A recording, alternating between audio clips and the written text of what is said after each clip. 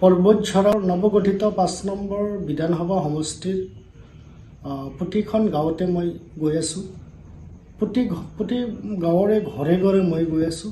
ৰাইজৰ দুখীয়া ৰাইজৰ লগত মত বিনিময় কৰি আছোঁ আৰু তেওঁলোকৰ সমস্যাবিলাকৰ বুজ লৈ আছোঁ। ইয়াতে বিশেষকৈ এটা উল্লেখযোগ্য দিশ হ'ল মই শিক্ষকসকলৰ লগত বহি আছোঁ, মই গাঁৱৰ দুখীয়া ৰাইজৰ লগত বহি আছোঁ।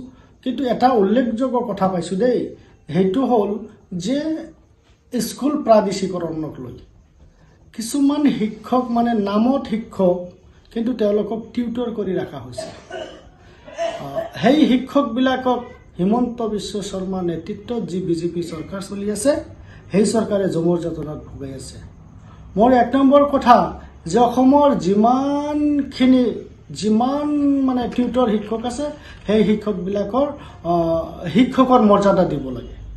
2 নম্বৰ কথা হ'ল এখন বিদ্যালয়ত যদি 5জন শিক্ষক আছিল, কৰ্মৰত শিক্ষক আছিল, তাৰে ভিতৰত 2জনক টিউটৰ হিচাপে দিছে আৰু 3জনৰ টিউটৰ হিচাপে তেওঁলোকে পোৱা নাই।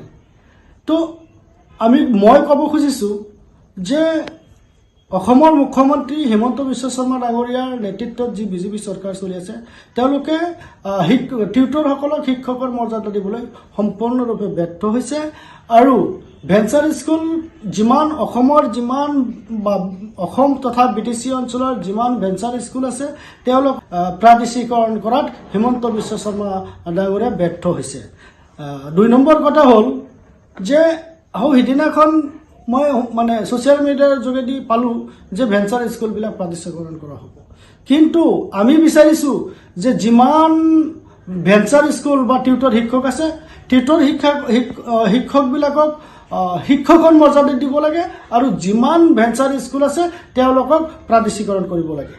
আৰু 2 নম্বৰ কথা হ'ল যে যিমানবোৰ কণ্টেক্সুৱেল টিচাৰ বা কণ্টেক্সুৱেল কৰ্মচাৰী আছে, তেওঁলোকক কৰ্মচাৰীৰ মৰ্যাদা দিব লাগে আৰু টিউটৰ শিক্ষকসকলক শিক্ষকৰ মৰ্যাদা দিব লাগে। আৰু এটা কথা উল্লেখযোগ্য কথা হ'ল যে যিটো অসম চৰকাৰে NPS দি আছে, যিমান কৰ্মচাৰীসকলক NPS দি আছে, তেওঁলোকক OPS দিব লাগে বুলি আমি দাবী কৰিছোঁ। প্ৰতিজন কৰ্মচাৰীক OPSৰ মৰ্যাদা দিব লাগে। অসমত OPSৰ লাগু হ'ব লাগে। প্ৰতিজন কৰ্মচাৰীক OPSৰ মৰ্যাদা দিবলৈ আমি দাবী উত্থাপন কৰিছোঁ। ইয়াৰ লগতে পৰ্বতঝৰা অঞ্চলৰ যিমানখিনি গাঁৱত আমি ৰাইজৰ লগত মত বিনিময় কৰি আছোঁ, বিগত দিনত হাগ্ৰামা মহিলাৰী ডাঙৰীয়া